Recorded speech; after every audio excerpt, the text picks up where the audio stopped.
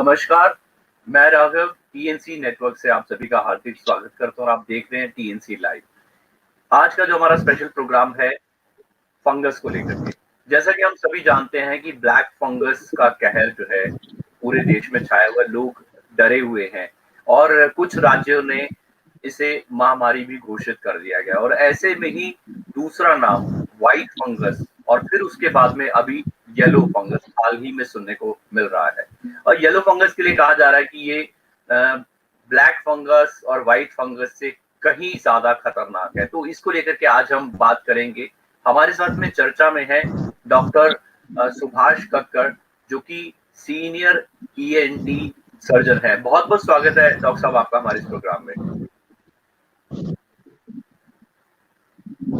जी, आपका mic mute है doctor साहब अभी। जी, आपका हमारे इस प्रोग्राम में बहुत बहुत स्वागत है डॉक्टर साहब। Thank you. जी, इसके अलावा हमारे साथ में प्रोफेसर डॉक्टर राजीव सूद और मैं उनका भी स्वागत करना चाहूंगा, जो कि आरएमएल हॉस्पिटल के फाउंडर डीन है। बहुत बहुत स्वागत है डॉक्टर साहब आपका हमारे इस प्रोग्राम में। नमस्कार। पिछली कुछ चर्चाओं में, मतलब कई चर्चाओं में आप हमारे साथ में रहे हैं, समय समय पर हमारे देश की पब्लिक को, हमारे कह सकते हैं हमारे लोगों को जागरूक करके आए हैं और आपने जो है हमेशा इस बात को लेकर के हमेशा ध्यान रखा है कि लोगों में अवेयरनेस हो कि ये जो प्रॉब्लम्स हैं कैसे आ रही हैं और किस प्रकार से इनके सॉल्यूशन किए जा सकते हैं, कहाँ किन चीजों का, किन बातों का ख्याल रखने की जरूरत है। तो डॉक्टर साहब, मैं आपके पास में आना चाहूंगा सबसे पहले कि ये जो ब्लैक फंगस है और फिर अभी आजकल हाल ही में सुनने को आ रहा है व्हाइट फंगस को लेकर के भी अभी एक जो है केस स्टडी किया गया है, या यूं कहिए कि पहला वर्ल्ड वाइड जो है केस आया है व्हाइट फंगस को लेकर के। और ऐसे में ही एक और तीसरा नाम येलो फंगस को लेकर के भी सुना जा रहा है।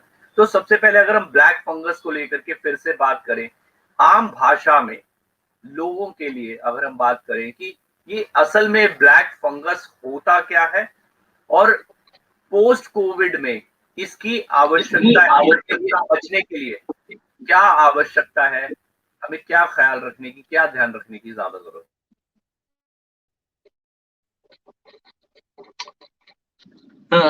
देखिए, जो ये ब्लैक फंगस है या येलो है या व्हाइट भी है, ये सारी फंगस इन्फेक्शन राइजोपस की और उसके ये फंगस इन्फेक्शन है। अब आपको ये बता दें कि ये जो म्यूकर आपका म्यूकर माइकोसिस में ये सबसे पहले हमारे आसपास रहती है, हमारे आस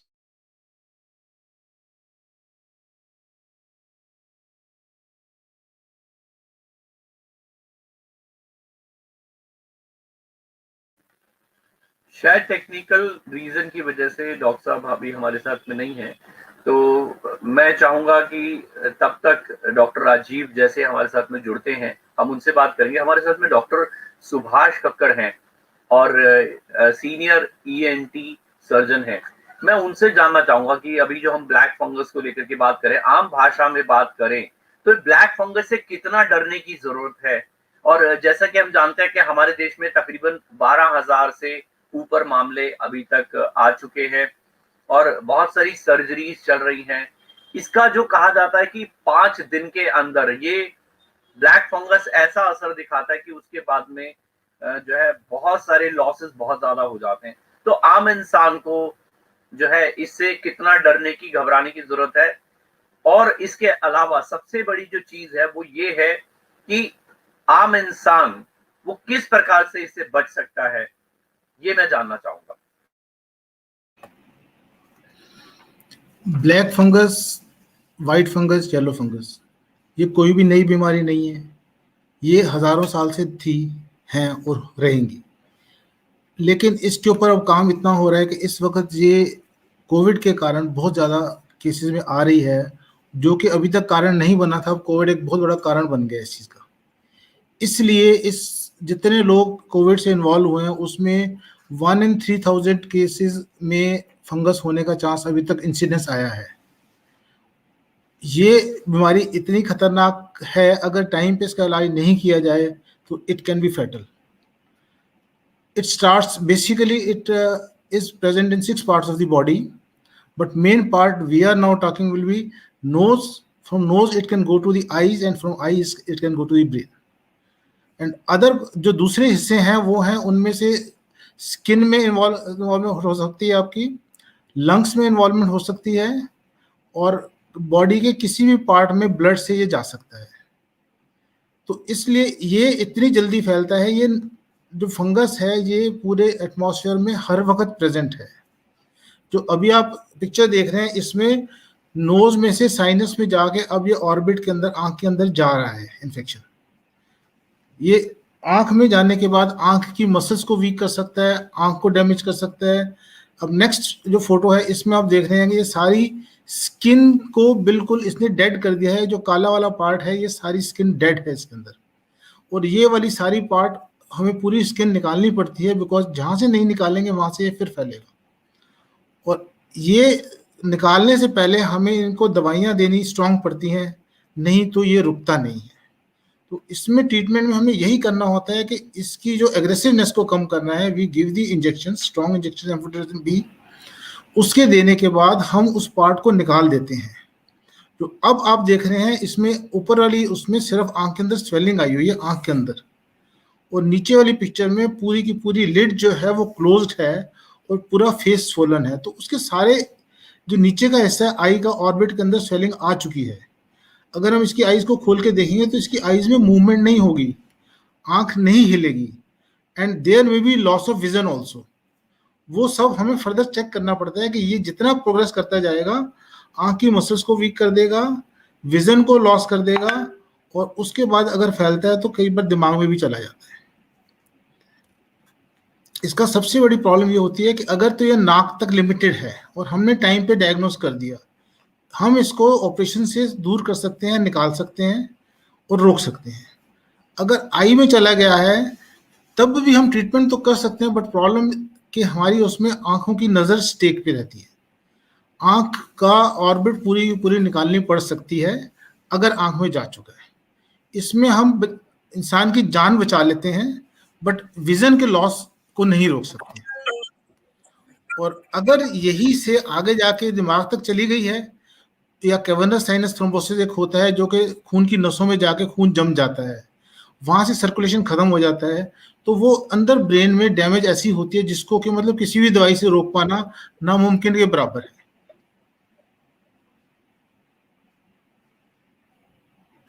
जी डॉक्टर साहब, जैसा भी आपने ये बात बताई है कि बहुत ही बीमारी तो बहुत खतरनाक है, और अगर हो जाती है तो इसका इलाज अगर सही समय पर नहीं होता तो बहुत सारी कॉम्प्लिकेशंस आ सकती हैं। बहुत सारी चीज़ों के लिए आपने बताया कि जैसे कि ये पिक्चर आपने बताई कि यहाँ पर आईलिड जो है टोटल क्लोज हो चुके हैं, इसकी ऑर्बिट में भी जो है इन्फेक्शन फैल चुका है, या यहाँ नोज से स्टार्ट होता है, और फिर उसके बाद में जब ये आंख में पहुंचता है पूरी तरह से तो ये स्किन भी डेड हो गई है।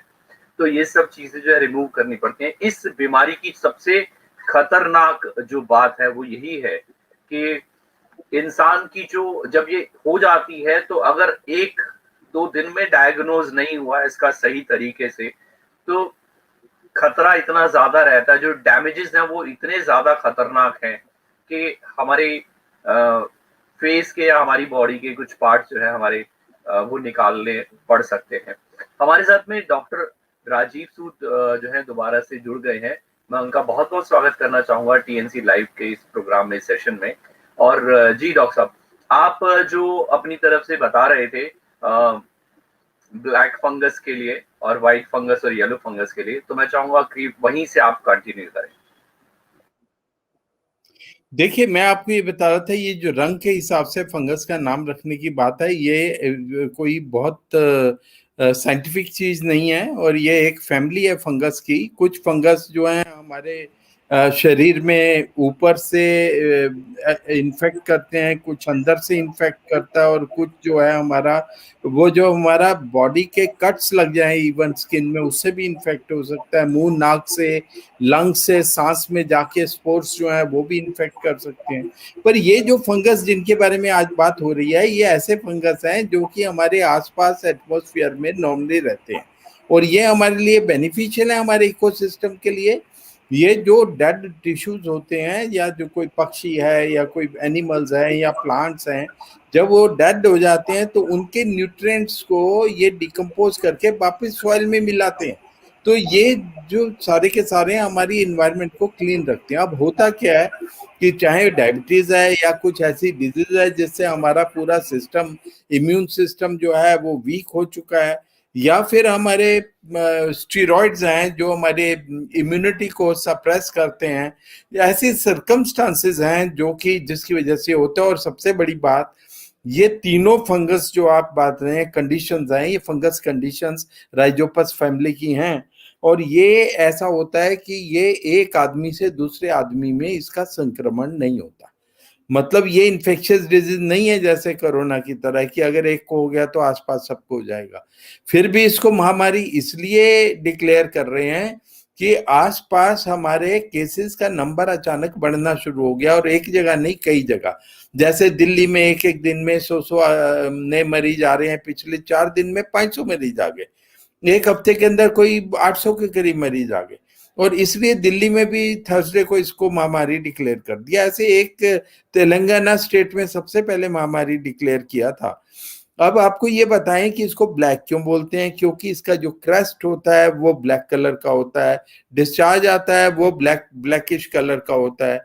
पर वो सेम फंगस जो है, जो येलो है, वो जिसको येलो बोलते हैं, वो इंटरनल ऑर्गन्स में जब फंगस जाता है, मैंने आपको बताया इसके 5 तरीके हैं जाने के, नाक मुंह, और नाक मुंह से ब्रेन में, या फिर सांस से लंग्स में, या फिर इंटेस्टाइन में भी ये चली जाती है, और या फिर स्किन पे कट्स में, और जो हम इसको देखते थे वो बर्न्स वार्ड में ज्यादा देखते थे। अब फार्मिंग एक्टिविटीज हो रही हैं, कोरोना रूरल एरिया में पहुंच रहा है, और वहां पे अगर किसी को कट लगे हुए हैं स्किन पे, और वो फार्मिंग एक्टिविटी सॉइल के साथ एक्सपोज हो रहा है, और उसने स्टेरॉइड भी लिए हैं, डायबिटिक भी है, तो ये उसको स्किन की भी हो सकती है।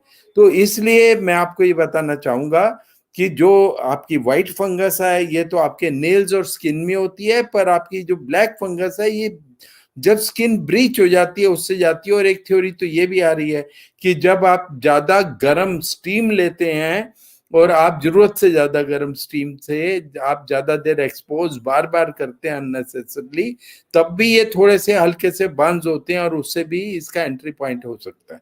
तो ये ब्लैक फंगस, अगर आप वैसे बोलें, ये ब्लैक फंगस तो एडिबल भी होती है, खाने की भी होती है। एक ब्लैक फंगस है वो खाई जाती है तो इसलिए इन नामों के बजाय अगर हम इसको म्यूकर माइकोसिस बोलें और फंगस बोलें, वो ज्यादा अच्छा है। बेचारे जो लोग खाते थे फंगस, ब्लैक फंगस खरीद के मार्केट से, वो सोचेंगे ये वही फंगस है। ये ऐसा नहीं है। फंगस जो नॉर्मल एटमॉस्फेयर के अंदर हमारे इकोसिस्टम को बैलेंस करती थी, वो पैथोजेनिक हो गई है। वो बीमारी नहीं करती थी, अब वो हमारे को बीमारी करना शुरू कर दिया उस फंगस ने। इसलिए इस फंगस की इंपॉर्टेंस हो गई है। नंबर स्पर्ट्स आए हैं, एक स्टेट में नहीं आए, सारी स्टेट्स में आए हैं इंडिया में। इसलिए एंडेमिक होती है जो एक जगह पे हो, एपिडेमिक होती है जो कई स्टेट्स में हो, और पेंडेमिक तो आपको पता ही है कि पूरे ग्लोबल जब केसेस का नंबर बढ़ जाता है। तो ये ब्लैक फंगस के बारे में है क्या, ये मैं बताना चाहता था आपसे, जो मैंने शेयर किया। थैंक यू डॉक्टर साहब। जैसा भी आपने बताया कि हर रोज पिछले कुछ दिनों से जो है 100 केसेस पर डे आना शुरू हो गए हैं दिल्ली के अंदर भी। तो क्या किस तरह से बचा जाए, या ये क्या कारण है इसका कि 100 केसेस एकदम से अचानक इतने सारे केसेस बढ़ गए हैं? हमारी दिल्ली में नहीं, पूरे देश में जो है केसेस एकदम से बढ़ते हुए नजर आ रहे हैं। अगर शुरुआती दौर पे बात करें हमारे कोरोना को लेकर, तो कोरोना के केसेस भी बहुत कम थे और वो धीरे धीरे अचानक बढ़ना शुरू हो गए थे। तो क्या इसको भी ऐसा समझा जा सकता है, ठीक है, जैसा आपने बताया कि ये फैलने वाली बीमारी नहीं है, लेकिन ऐसा क्या है कि जो कई सालों से जो है ये प्रॉब्लम थी और आज अचानक इतनी ज्यादा बढ़ गई है? जी।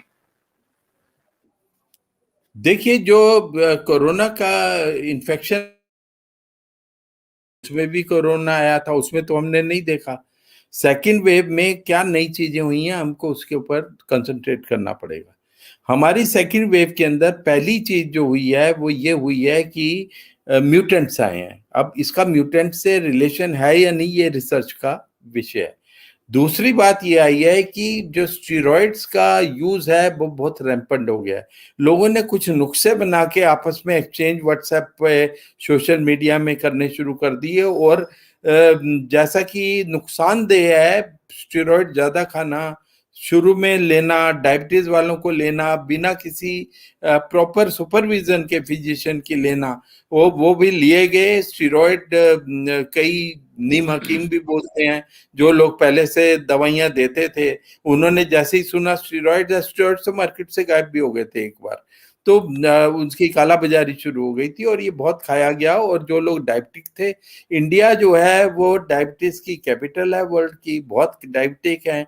और जब आप उनका जो शुगर लेवल है वो 400-500 पहुंचा देंगे आप इसका स्टेरॉइड्स का यूज करके, और वो कंट्रोल नहीं हो पाएगा, कीटो एसिडोसिस हो जाएगी, डायबिटिक कीटो एसिडोसिस।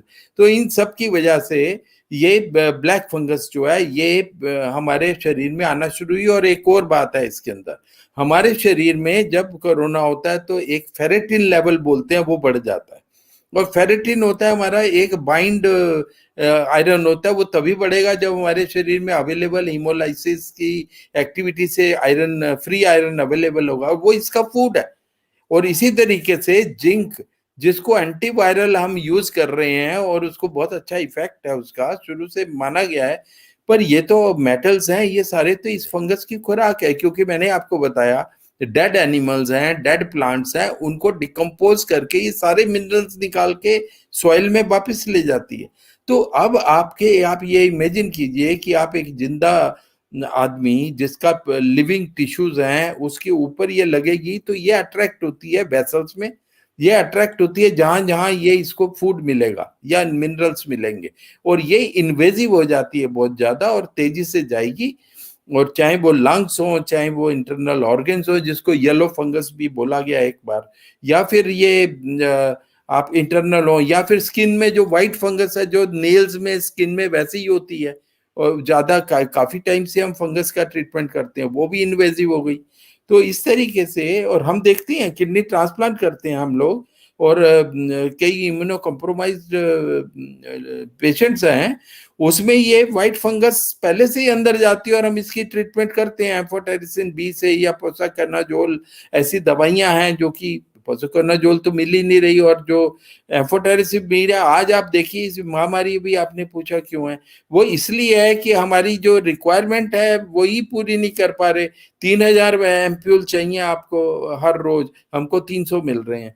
तो अभी सारा गियर अप हुआ है, मैन्युफैक्चरिंग गियर अप हुई है, काफी भयावह स्थिति है, और इसलिए महामारी डिक्लेयर करना जरूरी हो गया। जबकि ये संक्रमण नहीं है, एक व्यक्ति से दूसरे में नहीं होता, फिर भी ये महामारी है। जी, बहुत बहुत धन्यवाद डॉक्टर साहब। हमारे साथ में डॉक्टर अनिल अरोड़ा जुड़ गए हैं, जो सीनियर गैस्ट्रोएंटरोलॉजिस्ट हैं और सर गंगाराम हॉस्पिटल से, जिन्होंने अभी ही हाल ही में जो है पहला, पूरे विश्व का पहला व्हाइट फंगस का केस जो है उन्होंने हैंडल किया है। मैं आपका स्वागत करना चाहूंगा डॉक्टर साहब हमारे इस प्रोग्राम में, और जानना चाहूंगा व्हाइट फंगस के बारे में, क्योंकि you are the first person of the world जिसने जो है ये व्हाइट फंगस का केस हैंडल किया है। तो मैं जानना चाहूंगा कि क्या आपको नया दिखाई दिया और कैसे आपने इस केस को हैंडल किया? जी। देखिए, this was a middle aged lady, she was 49 year old, जो कि आई एम ए गैस्ट्रोएंटरोलॉजिस्ट, तो मेरे पास वो एब्डोमिनल पेन, वॉमिटिंग और लूज मोशन करके आई। 5 दिन से इसको फीवर था, पेन, एब्डोमिन, लूज मोशन और वॉमिटिंग थी। और जब तक पेट आई हमारे पास तब शी वाज इन शॉक, उसको सांस फूल रहा था, फीवर था और पेट फूला हुआ था, तो एक दिन से इसने हवा भी पास नहीं की थी। तो जब आई तो हमने देखा she had board like abdominal rigidity और पेट बिल्कुल फूला हुआ था, और सीटी स्कैन में there was free air under the diaphragm, तो हमने इसको परफोरेशन पेरिटोनाइटिस का डायग्नोसिस बनाया। क्योंकि इसका ब्लड प्रेशर कम था, सांस की दिक्कत थी और इसका रेस्पिरेटरी डिस्ट्रेस थी, तो इसको आईसीयू में एडमिट किया। सर्जरी के लायक नहीं थी, तो हमने अल्ट्रासाउंड के गाइडेंस के अंडर एक परकुटेनियस ब्रेन डाल दिया, जिसमें 1 लीटर इन्फेक्टेड पुरुलेंट मटेरियल निकला। कंफर्म हो गया कि परफोरेशन है इंटेस्टाइन्स का।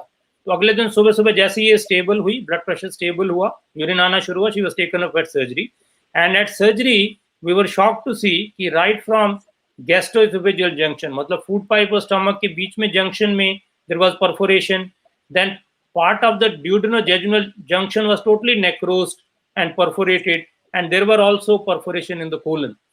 So we didn't know what was the cause of this. There was no history of COVID in this lady. उसको कोई कोविड के पहले सिम्टम नहीं थे। तो जब हमने इन्वेस्टिगेट किया और बायोप्सी की, तो बायोप्सी में पता लगा कि पूरी अल्सर में फंगस भरा हुआ था, जिसको हम कैंडिडा या लेमन्स लैंग्वेज में व्हाइट फंगस बोलते हैं। ये इन्वेसिव फंगल था, जिसमें माइसीलिया और सूडोहाइफी थे। दैट मीन्स ये नॉर्मल कमेंसल के बियॉन्ड चला गया था, तो which had gone to the base of the ulcer. वहां से पेरिटोनियल फ्लूइड, जो पेरिटोनियल कैविटी थी, जो कवरिंग होती है इंटेस्टाइन्स की, उसमें भी फंगस मिला, ब्लड में भी फंगस मिला। तो it was a invasive candidiasis producing multiple perforation. फिर हमने बाकी जो टेस्ट किए तो इसमें कोविड एंटीबॉडीज की स्ट्रांगली पॉजिटिव आई। तब हमने सारी चीजें इकट्ठी करके नतीजा निकाला कि इसको पहले दिसंबर में ऑपरेशन हुआ था कैंसर ब्रेस्ट का, फिर इसको 1 महीना पहले तक कीमोथेरेपी चलती रही। तो कैंसर की वजह से इसका इम्यून सिस्टम कमजोर था, फिर कीमोथेरेपी से कमजोर हुआ, सुपर इम्पोज इसको एसिम्प्टोमेटिक कोविड हुआ। सरप्राइजिंगली लंग में कोई कोविड नहीं था, बट इसको जो कोविड हुआ बॉडी में, उसने इम्यून सिस्टम कमजोर किया। तो 3 तरीकों की वजह से इसका जो इम्यून सिस्टम डिप्रेस हुआ। तो जैसे डॉक्टर सूद ने बोला कि नॉर्मल स्किन में भी व्हाइट फंगस होता है, नेल्स में भी होता है, ऐसे इंटेस्टाइन सबसे बड़ा सोर्स होता है। इंटेस्टाइन में फंगस सबसे ज्यादा व्हाइट फंगस होता है, पर वो एक नॉर्मल आदमी में तंग नहीं करता, क्योंकि इम्यून सिस्टम इंटैक्ट होता है। इस लेडी में 3 कारणों से जो इम्यून सिस्टम बैठा, कमजोर हुआ, तो अपने फंगस ने अपना रंग दिखाया। जी, इसका मतलब डॉक्टर साहब हमें इन चीजों का सबसे ज्यादा ख्याल रखना पड़ेगा कि हमारा जो इम्यून सिस्टम है वो स्ट्रांग रहे, और खासतौर पे जो पोस्ट कोविड जो पेशेंट्स हैं या फिर क्रोनिक डिजीज से जो लड़ने वाले पेशेंट्स हैं, जो उनमें बीमार चल रहे हैं, या किसी का कोई ट्रांसप्लांट हुआ है, उस केस में जो है हमें इस फंगस से बचने के लिए हमारा इम्यून सिस्टम को ज्यादा स्ट्रांग रखना पड़ेगा। और जो है हमारे साथ में डॉक्टर सुभाष कक्कड़, मैं उनके पास भी आना चाहूंगा, लेकिन जो आप की कुछ तस्वीरें हैं हमारे पास में, मैं चाहूंगा कि उनको लेकर के भी थोड़ा सा आप एक्सप्लेन करें, डॉक्टर प्रोफेसर अनिल अरोड़ा जी। जी, तो I am going to show some of the pictures. तो मैं जानना चाहूंगा कि वहां पर थोड़ा बारीकी से आप बता पाएंगे और ज्यादा। हाँ,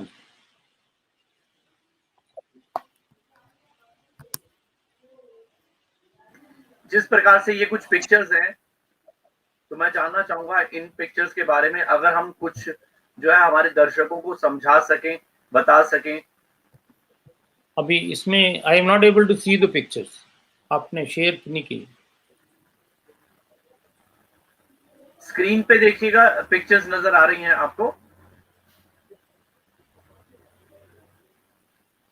डॉक्टर साहब, आपको स्क्रीन पे डॉक्टर अनिल अरोड़ा आपको नहीं, मेरे को नहीं नजर आ रही।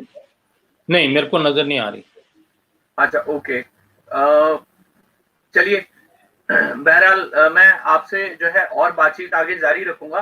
तब तक डॉक्टर सुभाष कक्कड़ जी के पास जाना चाहूंगा, और मैं जानना चाहूंगा ये जो अभी हम बात कर रहे हैं, लेमन लैंग्वेज में बात करें, अगर आम भाषा में, एक सरल भाषा में, तो किस प्रकार से और ध्यान या सावधानी रखने की ज्यादा जरूरत है व्हाइट फंगस और येलो फंगस के लिए भी, जैसे अभी प्रोफेसर डॉक्टर राजीव सूद ने बताया, तो मैं आपसे थोड़ा सा और जानना चाहूंगा। वाइट फंगस, ब्लैक फंगस, ये सारे ही हैं फंगस, और जो नॉर्मल फंगस है ये हर वक्त हमारे अराउंड है, हमारे सांस में भी जाती है, पेट में भी है, मुंह में भी है, किसी को इन्फेक्शन नहीं होता है। जो लोग इम्यूनो कॉम्प्रोमाइज हैं, जैसा कि उन्होंने बोला, अगर शुगर है, कैंसर है, कीमोथेरेपी है, इम्यूनो कॉम्प्रोमाइज है, ट्रांसप्लांट हुए हैं, इन सब की बॉडी उतनी स्ट्रांग नहीं रहती है जितनी नॉर्मल होती है। तो मैक्सिमम उन लोगों को होने का चांस ज्यादा है। उन लोगों को सबसे पहले मेन यही कोशिश करनी चाहिए कि कोविड से ही बचाव करें, क्योंकि बचाव कोविड से ही हो सकता है अगर ये कंडीशंस हैं और एक्सपोज होते हैं, और फंगस से बचना बहुत मुश्किल हो जाता है। और इसके लिए कोई भी फंगल प्रोफाइलैक्सिस नहीं है कि हम कहेंगे आप ये दवाई खा लीजिए आप फंगस से बच जाएंगे।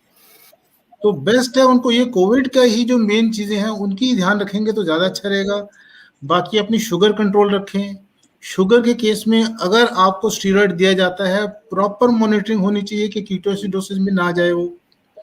उसके बाद जो कीमोथेरेपी चल रही है उनको अपने सारे के सारे जो ब्लड के लेवल्स हैं, वाइट सेल के लेवल्स हैं, वो नॉर्मल रखने जरूरी है, ताकि कहीं भी कम होते हैं तो उनको मेडिसिन को डिसकंटिन्यू करना पड़ सकता है। तो उन सब चीज़ों के लिए ज़्यादा अटेंटिव होना ज़रूरी है, क्योंकि इम्यूनो कॉम्प्रोमाइज़ में हम किसी भी और तरीके से इसको नहीं रोक सकते हैं। सिर्फ कोविड को रोक के मास्क से, डिस्टेंस से, आइसोलेशन से, उन सब चीज़ों से इन लोगों को दूर रहना चाहिए। थैंक यू डॉक्टर साहब। मैं यहाँ पर एक बारी डॉक्टर अनिल अरोड़ा जी के पास में फिर से आना चाहूंगा। और जैसा भी आपने व्हाइट फंगस को लेकर के, जो उस लेडी को लेकर के अपनी तरफ से बातें रखी हैं और कहा है कि 3 रीजन की वजह से जो है उनको ये व्हाइट फंगस का जो है प्रॉब्लम आया उनको, और आपने देखा कि किस प्रकार से व्हाइट फंगस था और उसको आगे चल के उसको ट्रीट किया।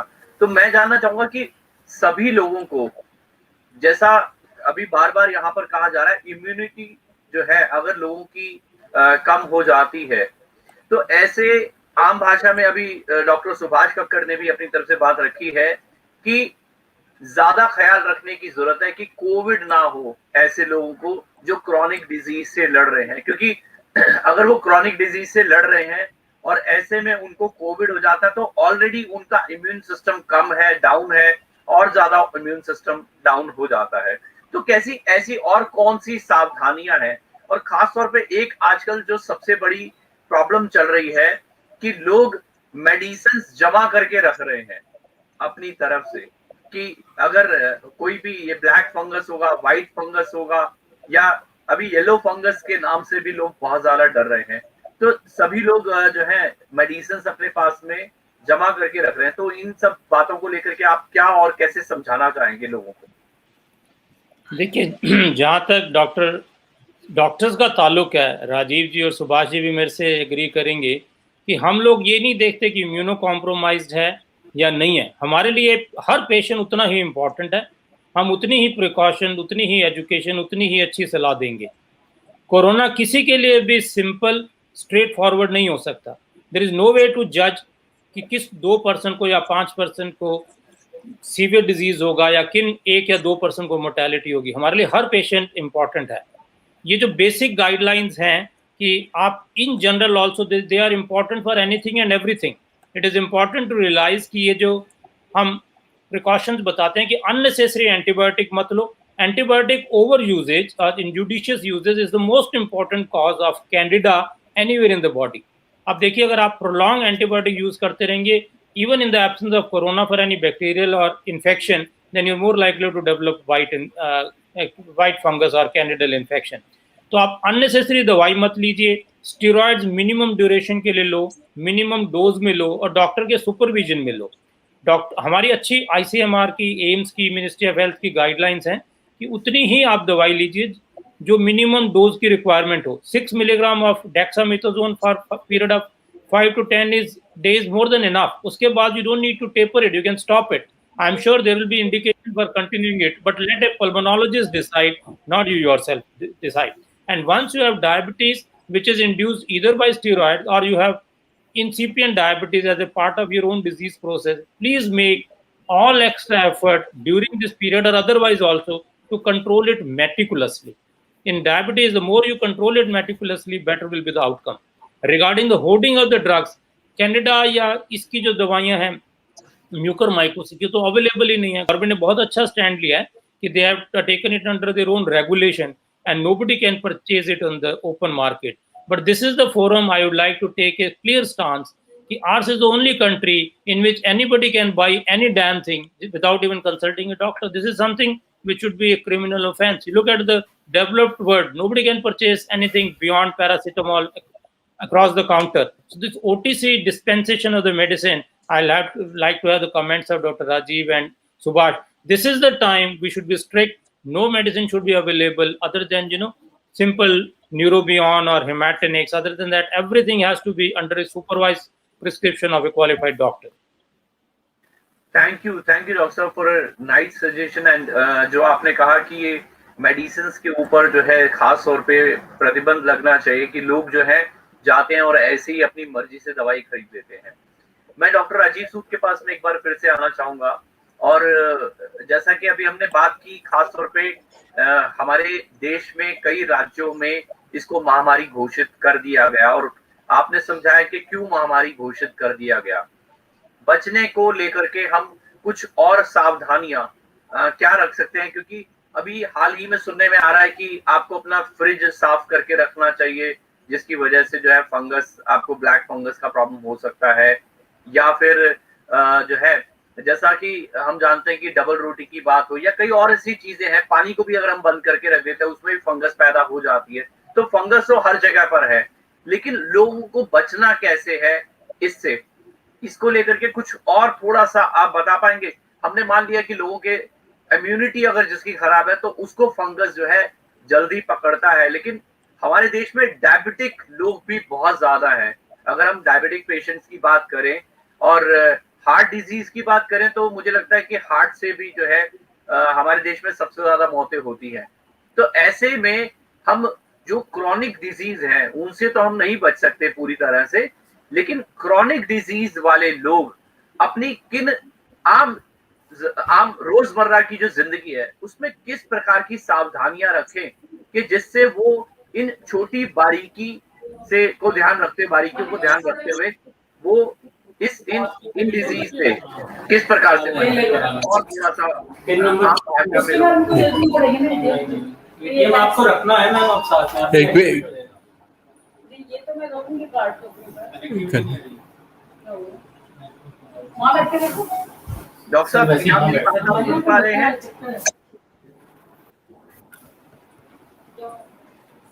अगर डॉक्टर साहब मेरी बात सुन पा रहे हैं तो मैं आपसे जानना चाहूंगा कि आम भाषा में अगर किसी को कोई क्रॉनिक डिजीज है या फिर डायबिटिक पेशेंट्स की बात करें तो डायबिटिक पेशेंट्स की हमारे देश में तादाद बहुत ज्यादा है, और ऐसे में वो क्या और चीजों का ख्याल रखें आसपास के एटमॉस्फेयर से किसी तरह से उन्हें ये फंगस या इन्फेक्शंस ना हो।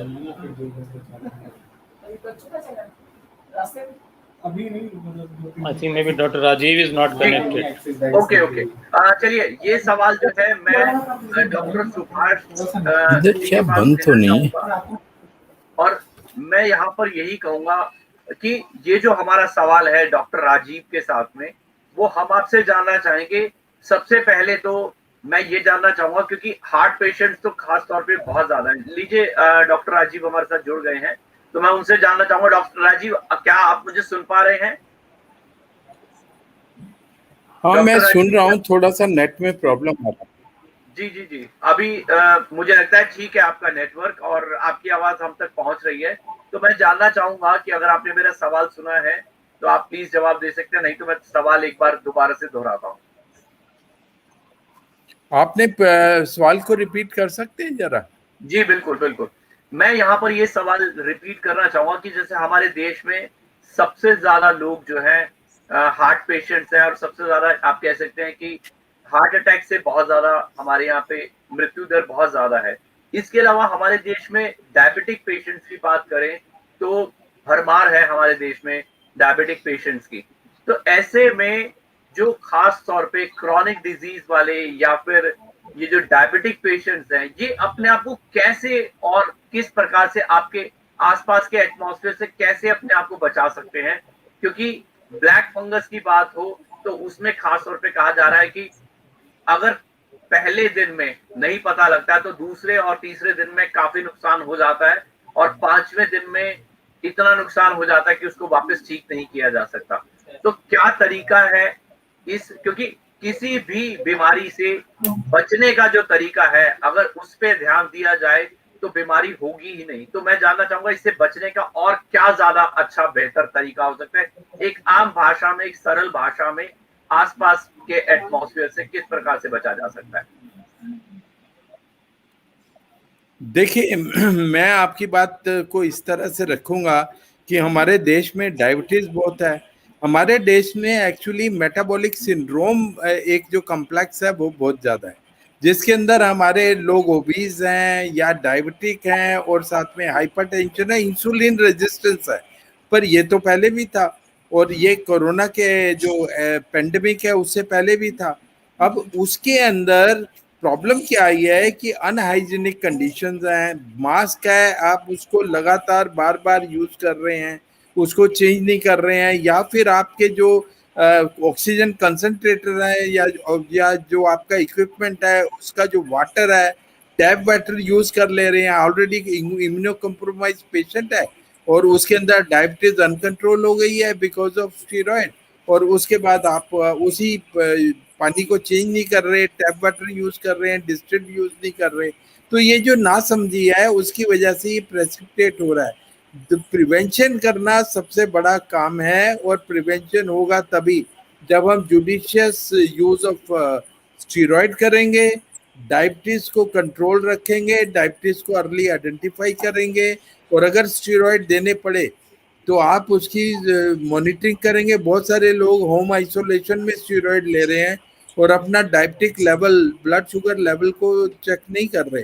तो ये सारी चीजें अगर हम अवॉइड कर सकते हैं तो हम ब्लैक फंगस से निजात पा सकते हैं, हम प्रिवेंशन कर सकते हैं। उसकी ट्रीटमेंट करना बहुत ज़्यादा मुश्किल है। जैसे आप एंटीबायोटिक का जो यूज़ है वो आप लेफ्ट एंड राइट एंटीबायोटिक्स दे रहे हैं, पहले हफ्ते के अंदर तो एंटीबायोटिक की जरूरत ही नहीं है कोरोना में, क्योंकि आपका वायरस के अगेंस्ट एंटीबायोटिक तो काम ही नहीं करता, और जो उसकी जरूरत है वो सेकंड वीक है। पर हम लोगों ने देखा है कि आप डॉक्सीसाइक्लिन हो या आइवरमेक्टिन हो या फिर आपका एरिथ्रोमाइसिन हो या एजिथ्रोमाइसिन, ये सब शुरू से ही यूज करना शुरू कर देते हैं। ये सब जो है फिजिशियन की स्ट्रिक्ट गाइडेंस में लीजिए, आप अपना हाइजीन रखिए, मास्क को बदलते रहिए, डायबिटीज को कंट्रोल रखें। डायबिटीज अगर है जिसको पेशेंट को चाहे वो कंट्रोल है, होम आइसोलेशन में है, अपना ट्रीटमेंट कर रहा है, तो उसको वो देखें कि उसको दोबारा रेगुलेट करना पड़ सकता है, इंसुलिन भी लेनी पड़ सकती है। तो ये सब चीजें जो हैं हम अगर देखेंगे तो हम इसकी मोर्टेलिटी भी कम करेंगे। और जैसे आपने बोला कि ये डिटोरेट बहुत तेजी से होता है, आपको मैंने बताया इसका फंगस का फंक्शन क्या है, बॉडी को डिकम्पोज करना। तो ये क्या करेगा, ये बहुत तेजी से जहाँ पे वेसल्स हैं, जहाँ पे ब्लड है हमारी बॉडी में ज्यादा, उन सब ऑर्गन्स वो इन्वेड कर जाता है, उनको डिस्ट्रॉय करना शुरू कर देता है, डिकम्पोज करना शुरू कर देता है, क्योंकि इसका काम है कि जल्दी से जल्दी डेड टिश्यूज को खत्म करें। ये तो सर्कमस्टांसेस से लाइव टिश्यू के ऊपर आ गया है। तो ये सारी प्रिकॉशंस जो हाइजीनिक कंडीशंस हैं वो भी इसमें बहुत जरूरी हैं, और उसके जो हॉस्पिटल का स्टे है उसको अगर हम मिनिमाइज कर सकते हैं तो ये देखा गया है कि 67% केसेस में आसपास स्पोर्स मिलते हैं। आपका जो इक्विपमेंट है ऑक्सीजन वगैरह का, वेंटिलेटर्स हैं, वो इतने क्लीन नहीं होते, आपने उसको एंटीसेप्टिक तो किया हुआ है पर उसमें पानी जो चेंज होना है, उसके अंदर जो आपने यूज किया जैसा मैंने बताया, ये सारी चीजें प्रिकॉशंस लेने की जरूरत है। और अर्ली आइडेंटिफिकेशन अगर आपको सिम्टम्स पता है तो आपको सेकंड फीवर हुआ है, आपके लाली आ गई है, आपका फेस की डिफॉर्मिटी शुरू हो गई है, या फिर जैसा सुभाष कक्कड़ जी ने बताया डॉक्टर साहब ने कि ईएनटी का बहुत बड़ा रोल है। आई में अगर आओगे तो इसमें कंजर्वेटिव ट्रीटमेंट इतना नहीं चलता, इसको तो कैंसर की तरह है ये, और इसको जड़ से उखाड़ना पड़ता है और शल्य चिकित्सा करनी पड़ती है। तो ब्लैक फंगस काफी डेंजरस है। 54% इसकी रिकॉर्डेड है मोर्टेलिटी, और अगर ये जैसा बताया ईएनटी से, नाक मुंह से ये ब्रेन की तरफ चली गई तो 90% से ज्यादा इसकी मोर्टेलिटी हो जाती है। तो इसलिए ये सारी प्रिकॉशंस और अर्ली आइडेंटिफिकेशन की है इसकी ट्रीटमेंट की और prevention.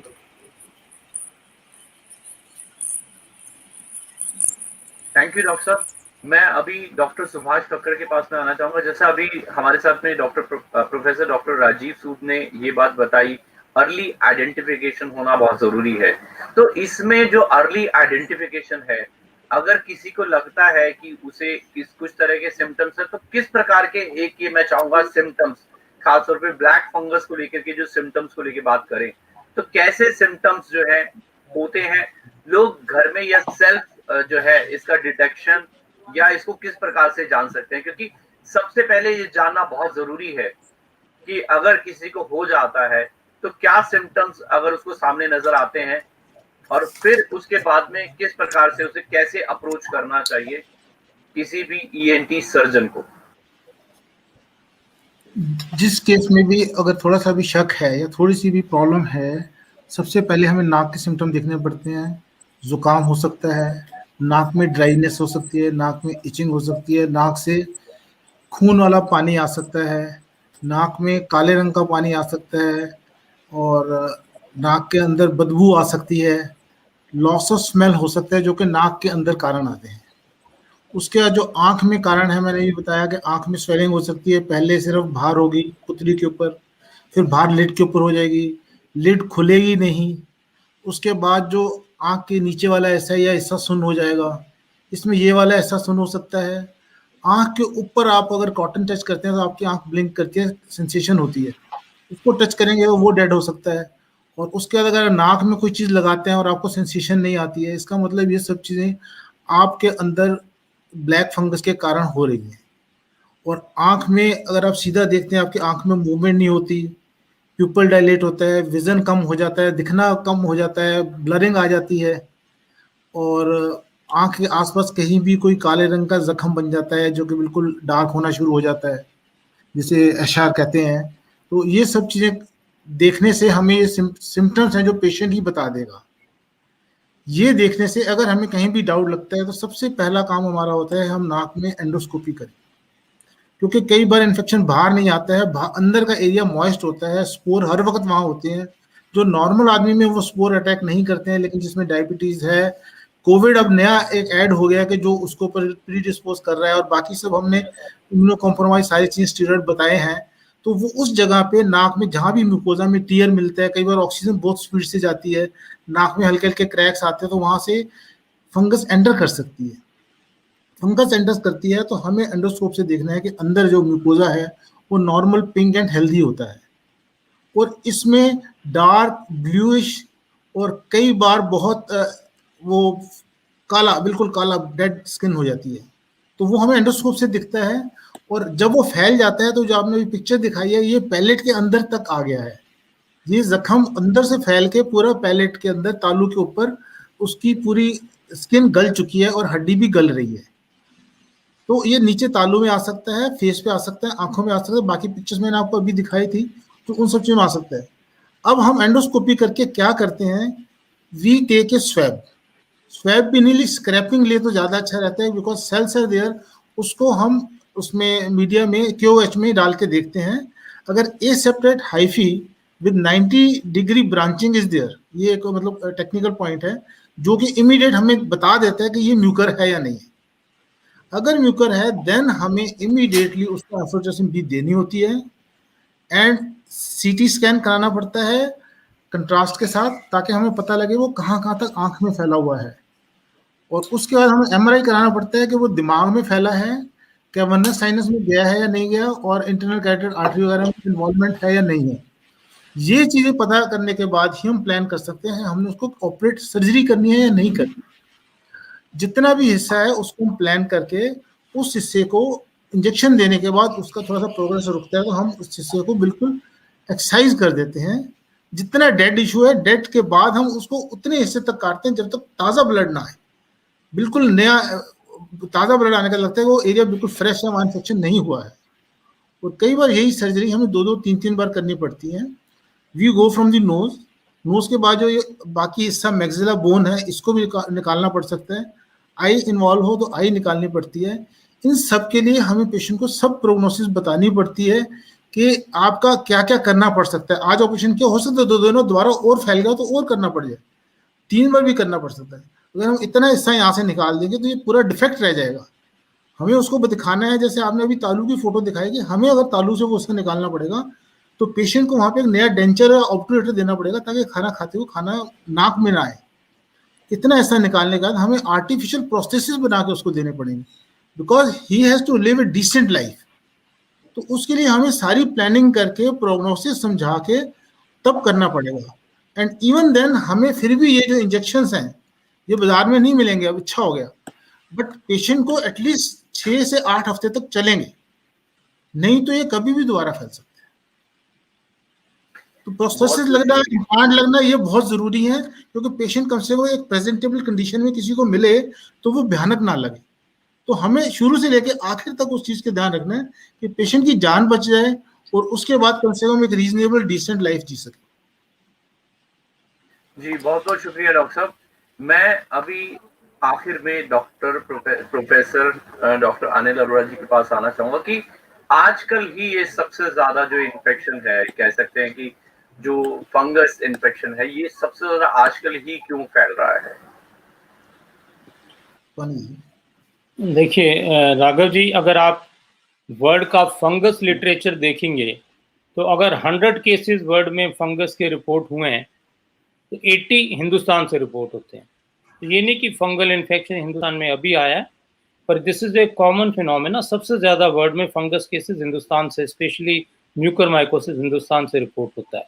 There is something unusual in this virus which we still do, this new SARS-CoV-19 infection, we still do not know whether it is related to uncontrolled sugar, overzealous use of steroids, prolonged use of antibiotics, or direct effect of the virus in causation of diabetes. There is one theory कि इससे भी incipient diabetes can get converted into over diabetes.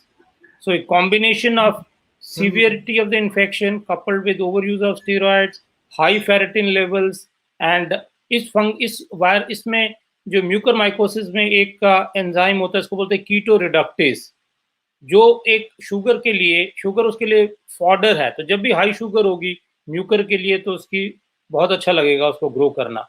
So a combination of the ferritin plus high sugar because of keto reductase, so these are all the factors and we still do not know कि oxygen का कितना contribution है, humidifier का कितना contribution है, industrial oxygen का कितना contribution है। I think we certainly warrant a very good quality epidemiological study to go into the detail as to why in 30 years I've never seen so many mucormycosis patients. I'm sure Dr. Kakkar would agree with that. He would have seen so many patients in one go. इतने सारे patients को steroid चल रहा होता है, इतने patient को immunotherapy चल रही होती है, कीमोथेरेपी चल रही होती है। Nobody has it. I think we have to do an excellent study. If we cannot do it now, we'll never be able to do it. You are right, बिल्कुल सही कहा आपने कि स्टडी की बहुत ज्यादा जरूरत है और जानने की जरूरत है कि पहले भी ये सब इस तरह का एटमॉस्फेयर होता था और इस तरह की प्रॉब्लम होती थी, स्टेरॉइड्स दिए जाते थे, क्रॉनिक डिजीज थी। लेकिन अभी कोविड के आने के बाद में ऐसा क्या चेंजेस हुआ है जिसकी वजह से जो है म्यूकरमाइसिस के जो है म्यूक्रोमाइसिस के केसेस इतने ज्यादा आ रहे हैं? तो मैं अंत में जो है डॉक्टर प्रोफेसर अजीब के पास जाना चाहूंगा और मैं उनसे जाना चाहूंगा कि आप अंत में क्या कहना चाहेंगे कि किस प्रकार से लोग और थोड़ी सी सावधानी रखें और जो है कैसे इसको आप सभी लोगों को कहना चाहेंगे, क्योंकि राज्यों में, तमाम राज्यों में एक लोगों में डर बहुत ज्यादा बैठा हुआ है इसको लेकर के कि, और खास तौर पे यूं कहा जाए कि जितने भी कोविड से पेशेंट जितने रिकवर हुए हैं तो उनको जो है बहुत ज्यादा डर है। तो क्या कोई टेस्ट करा करके ये जाना जा सकता है कि उनकी इम्यूनिटी कितनी स्ट्रांग है, या फिर जो है? देखिए, इसके लिए जनरल टेस्ट ही होते हैं और इसके लिए कोई स्पेशल टेस्ट नहीं है प्रिडिक्ट करने के लिए कि इसको म्यूकरमाइकोसिस हो जाएगी। आपकी जो डायबिटीज है अनकंट्रोल्ड है, ये एक इंडिकेशन है कि उनमें ये केसेस हो सकते हैं। और दूसरा स्टेरॉइड की हिस्ट्री है, हिस्ट्री के अंदर हम दे सकते हैं कि स्टेरॉइड की हिस्ट्री है, कोविड की हिस्ट्री है। जैसा मैंने शुरू में बोला था कि क्या ये वायरस के डायरेक्ट इफेक्ट भी हैं, जैसा प्रोफेसर अनिल अरोड़ा ने भी बोला कि इसमें हो सकता है। फर्स्ट वेव में तो इतने नहीं दिखाई दिए थे, आज तक हम कीमो भी देते हैं हमारे, हाँ, किडनी डिजीजेज में हम जो ट्रांसप्लांट करते थे उसमें कई बार हमारे ग्राफ्ट रिजेक्शन होते थे, इस फंगस से ही होते थे। तो वो वाली फंगस जो है, जो कभी रेयरली हमको दिखाई देती थी, उसके लिए दवाइयां भी इंडिया में ज्यादा है ये मान लिया, पर इंडिया के अंदर भी जितनी दवाइयां हमारी बनी हुई हैं एम्फोटेरिसिन की, जो क्वांटिटी है वो कम पड़नी शुरू हो गई। तो कुछ तो हुआ है, और कुछ अगर हुआ है तो हमारे को अब ये अवेयरनेस, पहली चीज, सिम्टम्स को अर्ली डायग्नोज करना, जल्दी उसको आइडेंटिफाई करना, दूसरी चीज, और हाइजीन बहुत इंपॉर्टेंट है। शुगर का कंट्रोल, मेटाबॉलिक सिंड्रोम, हमारी लाइफस्टाइल, हमारा खाना बहुत इंपॉर्टेंट है। हम दवाइयां क्या दे रहे हैं, हम अननेसेसरी अगर लोड कर रहे हैं आयरन से, हमको देना है, हम जिंक दे रहे हैं, उसको अनलिमिटेड देते जा रहे हैं, या हम आयरन इसका फूड है, मेटल्स इसका फूड है, जैसा बताया फेरेटिन हाई लेवल्स मिलते हैं इसके अंदर, और उनमें ज्यादा हो रहा है। और कुछ पेशेंट्स हैं जिनको ना कोविड हुआ, ना उनको कभी डायबिटीज है, पर उनको ये देखा गया कि जब उनकी एंटीबॉडीज देखी, जैसा प्रोफेसर साहब ने बताया कि उनकी एंटीबॉडी हाई थी, इसका मतलब उनको साइलेंट इन्फेक्शन हो चुका था पहले। और आपकी बॉडी जब कमजोर हुई, आज से 20 साल पहले हमने जब ट्रांसप्लांट्स के अंदर देखा, हमने HIV एड्स के पेशेंट जो इम्यूनोडेफिशिएंसी सिंड्रोम है उनमें देखा, पर इस तरह से वायरल इन्फेक्शन बहुत तरह के आए, एपिडेमिक्स आए, स्वाइन फ्लू का आया, इन्फ्लुएंजा का आया, हमारी कीमोथेरेपी लगातार चल रही है, पर इतने ज्यादा नंबर ऑफ केसेस नहीं आए। तो इसलिए ये मैसेज है कि ये कंडीशन है। दूसरा मैसेज है, इसको आइडेंटिफाई करें। दूसरा मैसेज है कि ये संक्रमण का रोग नहीं है, ये एक मनुष्य से दूसरे मनुष्य में नहीं फैलता, कोरोना फैलता है, तो इसलिए ये कंटेजियस डिजीज नहीं है, ये भी आप इसको ध्यान रखिए। और तीसरी बात इसमें ये है कि इसका ट्रीटमेंट जो है वो आपको मैंने वो बता ही दिया कि एंटीबायोटिक के बारे में चर्चा हो चुकी है। एंटीबायोटिक अगर अननेसेसरी आप ले रहे हैं, ज्यादा लंबा ले रहे हैं, तो भी ये तो हो ही जाता है। आपकी कैंडिडियासिस ये हम देखते हैं काफी पेशेंट्स में हो जाता है, फंगल इन्फेक्शन। पर ये एक इन्वेसिव डिजीज है ब्लैक फंगस। ब्लैक फंगस काफी डेंजरस है, इसकी मोर्टेलिटी बहुत ज्यादा है, और इसलिए इसको लाइटली नहीं लेना है और जल्दी से डायग्नोज कराना है। और अगर डॉक्टर बोले, कई पेशेंट्स हमारे आए, रामन और लोहिया में भी आए, और उनको बोला गया कि आपके ये इतनी एक्सटेंसिव सर्जरी होगी, तो उन्होंने उसको अवॉइड करने की कोशिश की।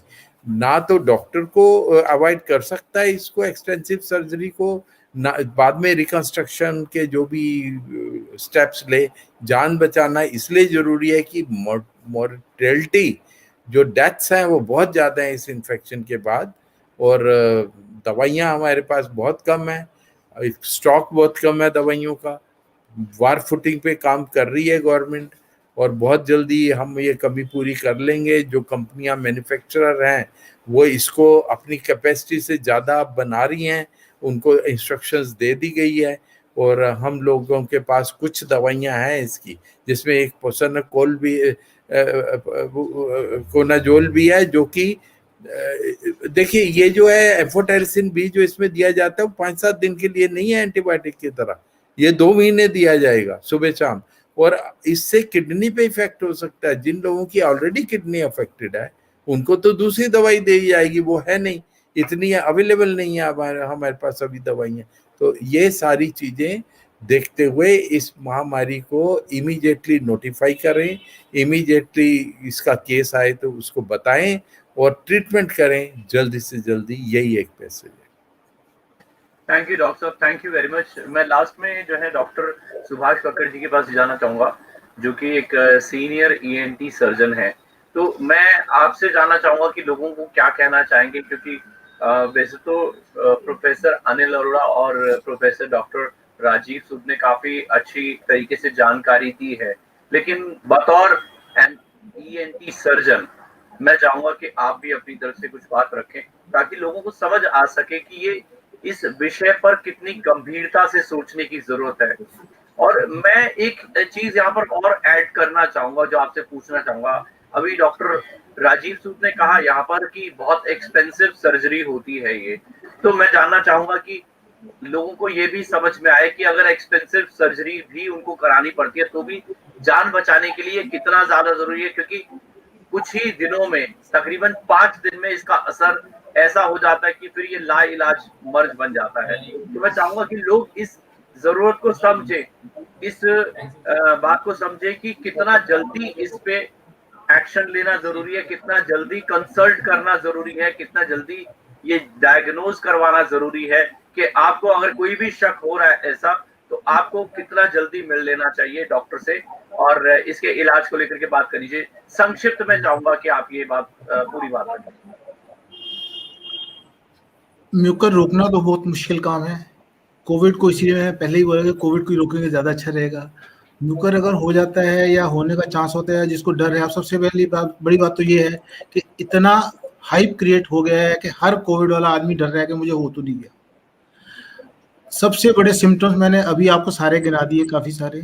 एक बहुत बड़ा सिम्टम है headache, very severe headache, half side, unilateral, एक साइड सिर दर्द हो रहा है, कंट्रोल हो रहा है, रात को सोने नहीं दे रहा। अगर ये है और आपको नाक की कोई प्रॉब्लम साथ में है तो आपको अर्जेंटली ईएनटी कंसल्ट करना है, एंडोस्कोपी करानी है, सीटी स्कैन कराना है, एमआरआई कराना है। ये 3 तो मस्ट है।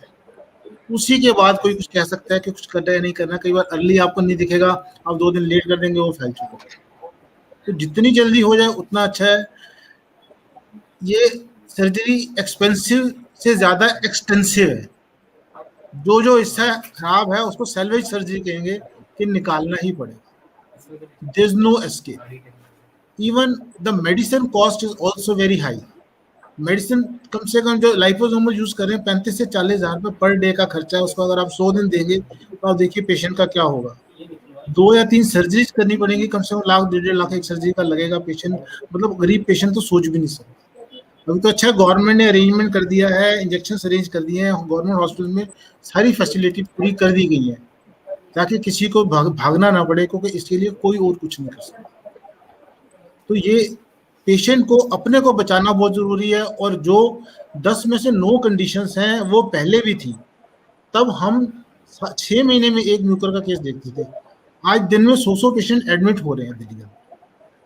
तो उसके लिए बहुत जरूरी है कि पूरा एनालिसिस होना गवर्नमेंट की तरफ से जरूरी है अर्जेंटली, कि कोविड ऐसा क्या कर रहा है जो कि पहले वाले कोविड में नहीं था और अब वाले स्ट्रेन में है, और वो म्यूकर को क्यों, म्यूकर तक क्यों पहुंच रहा है। इतने दिन के अंदर 10,000 से ऊपर केसेस आ गए हैं हमारे पास। तो ये एक अर्जेंट। एक क्वेश्चन मैं पूछ लूं जरा सुभाष जी से। हाँ जी जी जी जी, बिल्कुल बिल्कुल। अच्छा, मेरा एक क्वेश्चन है कि हम सबका आरटीपीसीआर कर रहे हैं, नेजल स्वैब ले रहे हैं और उसको खूब अच्छी तरह अंदर लेते हैं, और हमने कुछ वीडियोस देखे थे कि ये जो नेजल स्वैब हैं ये सारे झुग्गियों में बन रहे थे, स्ट्रीट्स में बन रहे थे। कहीं ये भी एक कंट्रीब्यूटरी कॉज तो नहीं है जिसके ऊपर हमारे को नजर रखने की जरूरत है? ऐसे दिन में कम से कम दिल्ली में ही 70-80 हज़ार टेस्ट हो रहे हैं उसी किट से। तो और मैं दिन में मेरा ये क्वेश्चन आ रहा है, हमने सारे this is a very good question, this is a very good question. But वही है कि इतने 70,000 लोगों का टेस्ट उसी किट से हो रहा है, और नाक का म्यूकोजा अच्छा रेजिस्टेंट होता है। सारा दिन हमारी हवा में कितने माइक्रो अंदर जाते हैं, वापस बाहर आते हैं। जो लोग ससेप्टेबल हैं उनके बारे में मैं पूछ रहा हूँ कि जो ससेप्टेबल हैं और उनको, ये तो बहुत अच्छा हुआ कि हमको सेकंड टेस्ट की जरूरत नहीं है। कोविड के क्योर के बाद हम नहीं कर रहे, तो पोस्ट कोविड फिर भी लोग करवा रहे हैं, फिर भी लोग करवा रहे हैं, लोग करवा रहे हैं। जितने लोगों को मना करते हैं फिर भी दे डोंट अंडरस्टैंड। उनको लगता है कराना जरूरी है ताकि मैं घर से बाहर निकल सकूं। तो उसका कोई ज्यादा रोल है नहीं, हल्का सा एब्रेजन हुआ हुआ तो हो गया, वो ठीक हो जाता है। क्योंकि 70,000-80,000 टेस्ट दिन में हो रहे हैं तो उतने लोगों को इन्वॉल्वमेंट नहीं आ रहा है उससे, उस पर हम पिन पॉइंट नहीं कर सकते हैं। जी बहुत बहुत शुक्रिया। मैं एक क्वेश्चन मेरे दिमाग में अभी अभी और आया है, जैसा भी डॉक्टर सुभाष कक्कर ने कहा कि गवर्नमेंट ने इसमें इनिशिएटिव लिया है, तो हमारे साथ में प्रोफेसर डॉक्टर राजीव सूद हैं राम मनोहर लोहिया हॉस्पिटल से। मैं उनसे जानना चाहूंगा कि ये जो म्यूकर के जो केसेस हैं, क्या ये जो है वहां पर इनका ट्रीटमेंट, इलाज जो है लोगों का फ्री में क्या किया जा रहा है गवर्नमेंट हॉस्पिटल्स में? हाँ जी, म्यूकर के केसेस जो है रेफर होके भी आ रहे हैं और वहाँ पे अलग वार्ड बना दिया गया है। सबसे शुरुआत हुई थी एम्स दिल्ली और एम्स झज्जर से सेपरेट वार्ड्स बनाने की, और अब इनके डेडिकेटेड वार्ड्स बन गए हैं। उधर जो एम्फोटेरिसिन है उसकी सफिशिएंट सप्लाई इंश्योर की जा रही है और किसी भी पेशेंट को डिनाई नहीं किया जा रहा ट्रीटमेंट, और राउंड द क्लॉक अटेंटिव हैं सारे डॉक्टर्स, बहुत केयरफुली, स्पेशली ईएनटी डिपार्टमेंट और ऑप्थेल्मिक डिपार्टमेंट, ये बहुत ज्यादा केयरफुली पेशेंट्स की देखभाल कर रहे हैं। और हम भी ये कोशिश कर रहे हैं इस बीमारी को समझें और इसका ट्रीटमेंट अच्छे से अच्छा और जल्दी से जल्दी हो जाए, जिससे पेशेंट वेट ना करता रहे अपनी डायग्नोसिस के लिए, और ट्रीटमेंट अगर डायग्नोज होके आया तो ट्रीटमेंट जल्दी हो। हमारे यहाँ पे आपने जैसे पूछा, हमारे यहाँ सीटी स्कैन और सब हर तरह की सुविधा है, गवर्नमेंट हॉस्पिटल्स औरों में भी है। तो ये सबसे अच्छी जगह है एम्स, गवर्नमेंट हॉस्पिटल्स या बड़े प्राइवेट हॉस्पिटल्स, जहाँ पे ये सुविधा है जल्दी डायग्नोसिस की और जल्दी ट्रीटमेंट की। और जैसे प्रोफेसर अनिल अरोड़ा हैं, वो गंगाराम से हैं, तो ऐसे कुछ हॉस्पिटल्स हैं। मैक्स के अंदर बहुत पेशेंट्स आए हैं, आपके मेदांता के अंदर पेशेंट्स आए हैं, उनके सेपरेट एरियाज एयर मार्क कर दिए गए हैं उनको पेशेंट्स को रखने के लिए। तो पूरी केयर की जा रही है और सेपरेट वार्ड्स बनाए जा रहे हैं। पर हम भगवान से यही प्रार्थना करते हैं कि इनके नंबर लिमिट में रहें, क्योंकि हमारे पास इतनी दवाई भी नहीं है। डॉक्टर्स तो कोरोना का भी इलाज कर रहे हैं, आउट ऑफ कंट्रोल नंबर्स हो रहे हैं, उतने तो नंबर इसके नहीं आएंगे, पर जितने भी आएंगे उसके लिए बहुत ज़्यादा एक्सपेंसिव ट्रीटमेंट, एक्सटेंसिव सर्जरी की और अलर्टनेस की जरूरत है, जो कि हम पूरा काम कर रहे हैं। बहुत बहुत शुक्रिया डॉक्टर राजीव, मैं आपका बहुत शुक्रिया अदा करना चाहूँगा। और यहाँ पर आखिर में मैं यही कहूँगा कि सबसे पहले तो हमें जानने की ज़रूरत है कि हम आसपास के एनवायरनमेंट से जो है बचें, नमी से सबसे पहले बचें। और अगर किसी भी प्रकार की क्रॉनिक डिजीज से आप जूझ रहे हैं, तो आपको ध्यान रखना है कि किस प्रकार से एक पूरे सर्विलेंस, पूरे देख-रेख में जो है आप मेडिसिन, खास तौर पे अगर यहाँ पर कहा जाए स्टेरॉइड्स की बात को कहा जाए कि वो जो है पूरी तरह से देख-रेख में लेना चाहिए। और इसके अलावा अगर आप डायबिटिक हैं, तो आपको अपनी डायबिटीज कंट्रोल में रखने की जरूरत है। इसके साथ-साथ में अगर आपको, जैसा डॉक्टर सुभाष कक्कड़ ने बताया कि अगर आपको आधे तरफ सर में दर्द होता है, साथ में आपको जो है नोज की या आपके नाक की कोई शिकायत है, कोई जुकाम की, किसी भी प्रकार की ऐसी कोई शिकायत आपको नजर आती है, तो तुरंत डॉक्टर से मिले और जाकर के इसका जो जितने भी इन्वेस्टिगेशंस हैं वो कराएं, ताकि ठीक से डायग्नोज हो पाए। और अगर डायग्नोज हो जाता है तो ये बहुत एक्सपेंसिव और एक एक्सटेंसिव सर्जरी है, जिसके लिए आपको जो है ये जो ट्रीटमेंट है इसको स्टार्ट करा देना चाहिए। प्रोफेसर अनिल अरोड़ा ने भी जो है जो अपनी तरफ से बातें बताई हैं, उसका भी खास तौर पे ध्यान रखा जाए। और लगता है कि खास तौर पे जितने भी पोस्ट कोविड जो पेशेंट्स हैं, वो अपना ख्याल ज्यादा से ज्यादा रखें। और साथ में प्रोफेसर अनिल अरोड़ा ने एक बात जो कही है कि इन्वेस्टिगेशंस जो है, खास तौर पे ये जो है क्यों इतना ज्यादा फैलता चला जा रहा है, या क्या ऐसे चेंजेस आ गए हैं नए कोविड स्ट्रेन के अंदर, जिसकी वजह से ये बहुत तेजी से ज्यादा फैलता चला जा रहा है। फैलता तो नहीं कहेंगे, ये कहा जा सकता है कि केसेस ज्यादा नजर आ रहे हैं। तो मैं आप सभी का बहुत बहुत ज्यादा धन्यवाद करना चाहूंगा। प्रोफेसर अनिल अरोड़ा जी, आपका धन्यवाद करना चाहूंगा। इतना अच्छा आपने जो है समझाया कि किस प्रकार से क्या क्या करने की जरूरत है। डॉक्टर सुभाष कक्कड़, मैं आपका भी धन्यवाद करना चाहूंगा कि आपने पूरी तरह से बताया कि क्या साइन एंड सिम्टम्स हो सकते हैं। और प्रोफेसर डॉक्टर राजीव सूद, मैं आपका भी धन्यवाद करना चाहूंगा। खास तौर पे आपने अपनी तरफ से एडिशन किया, बताया कि तकरीबन कई सारे सरकारी हॉस्पिटल्स में ये इसका इलाज जो है मुफ्त किया जा रहा है। तो मैं आप सभी लोगों का बहुत बहुत ज्यादा धन्यवाद करना चाहूंगा। धन्यवाद टीएनसी लाइव को वक्त देने के लिए।